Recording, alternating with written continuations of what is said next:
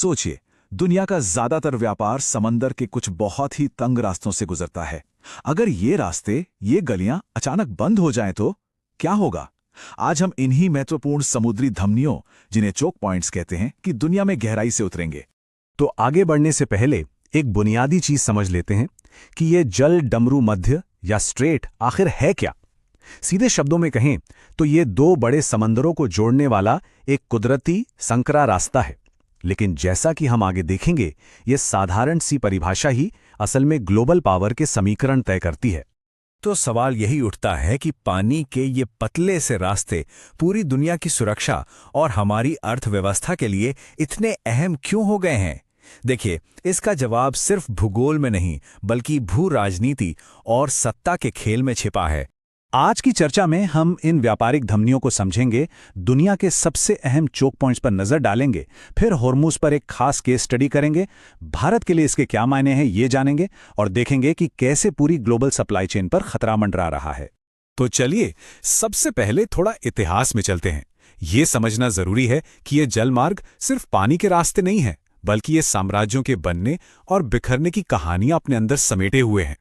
इतिहास इस बात का गवाह है कि जिसने भी इन समुद्री रास्तों पर कब्जा किया, उसने असल में व्यापार और सैन्य ताकत दोनों पर कब्जा किया।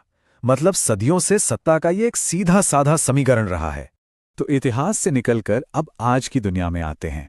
चलिए, दुनिया के नक्शे पर उन कुछ सबसे जरूरी और व्यस्त समुद्री चोक पॉइंट्स को देखते हैं, जिन पर आज हमारी ग्लोबल इकोनॉमी की नब्ज टिकी हुई है।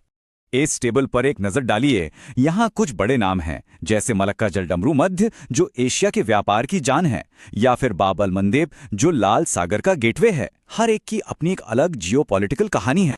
अब हम अपना फोकस दुनिया के सबसे संवेदनशील और रणनीतिक रूप से महत्वपूर्ण चोक पॉइंट पर लाते हैं, स्ट्रेट ऑफ हॉर्मुज। ये देखिए, फारस की खाड़ी से खुले समंदर तक पहुंचने का ये इकलौता रास्ता है। इसी वजह से ये वैश्विक ऊर्जा के लिए एक बहुत ही तंग और उतना ही महत्वपूर्ण एंट्री गेट बन जाता है। भारत जैसे बड़े ऊर्जा आयातक देशों के लिए तो ये एक लाइफ लाइन की तरह है। 20%, ये आंकड़ा बहुत बड़ा है। इसका मतलब है कि दुनिया में इस्तेमाल होने वाले तेल का हर 5वां बैरल इसी एक पतले से रास्ते से होकर गुजरता है। और बात सिर्फ तेल की नहीं है। सऊदी अरब, इराक, यूएई जैसे ओपेक के बड़े बड़े खिलाड़ी इसी पर निर्भर हैं।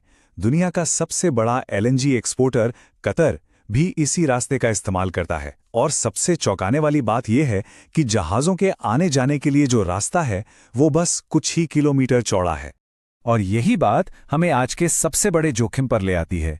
कैसे अंतर्राष्ट्रीय संघर्षों में भूगोल को एक हथियार की तरह इस्तेमाल किया जा रहा है। तो ठीक है, ये तो हुई वैश्विक बात, लेकिन इस पूरे मामले का भारत पर क्या और कितना असर पड़ता है? चलिए देखते हैं कि हॉर्मुज पर भारत की निर्भरता कितनी ज्यादा है। लगभग 40%। भारत के लिहाज से यह आंकड़ा वाकई में बहुत बड़ा है। इसका सीधा मतलब यह है कि देश में आने वाले कुल कच्चे तेल का लगभग आधा हिस्सा सिर्फ और सिर्फ इसी एक रास्ते से गुजरता है। जैसा कि ये चार्ट साफ साफ दिखा रहा है, भारत का लगभग आधा कच्चा तेल मिडल ईस्ट से आता है। यही वजह है कि हॉर्मुज जलडमरू मध्य देश के लिए एक ऐसी एनर्जी लाइफलाइन बन जाता है जिसके बिना काम चलाना लगभग नामुमकिन है।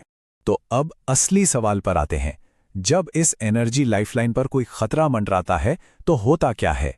इसका हमारी अर्थव्यवस्था पर असर कैसे पड़ता है? असर फौरन और बहुत गंभीर होता है। एक छोटी सी रुकावट भी कीमतों को उछाल सकती है।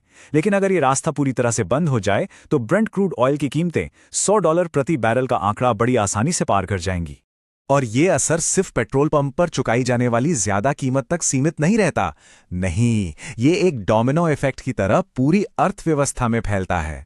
चालू खाता घाटा बढ़ता है, रुपए की कीमत गिरती है, महंगाई आसमान छूने लगती है और उद्योगों की लागत बढ़ जाती है। मतलब इसका असर हर एक नागरिक पर पड़ता है। चलिए अब थोड़ा जूम आउट करते हैं और इसके व्यापक वैश्विक प्रभावों को समझने के लिए फिर से बड़ी तस्वीर देखते हैं। जब होर्मुज जैसे रास्ते बंद हो जाते हैं तो जहाज़ों को मजबूरन एक बहुत लंबा और बेहद महंगा रास्ता लेना पड़ता है, अफ्रीका के नीचे से, केप ऑफ गुड होप के चारों ओर से।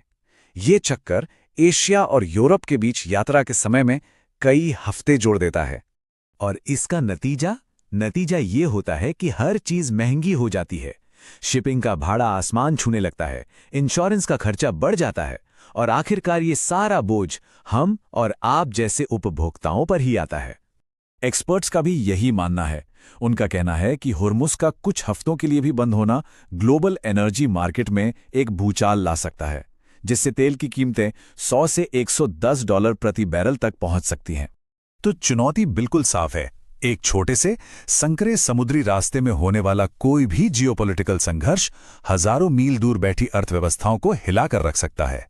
तो आज की पूरी चर्चा का सार क्या है? यही कि ये समुद्री चोक पॉइंट्स अब सिर्फ भूगोल का हिस्सा नहीं रहे, ये भू राजनीति के अखाड़े बन चुके हैं। तो बड़ा सवाल यही है कि क्या वैश्वीकृत व्यापार का भविष्य सुरक्षित है, या फिर हम एक ऐसे दौर में दाखिल हो रहे हैं जहां हमारी सप्लाई चेन्स पर हमेशा तलवार लटकती रहेगी? इस सवाल का जवाब ही आने वाले कल की वैश्विक स्थिरता की कहानी लिखे।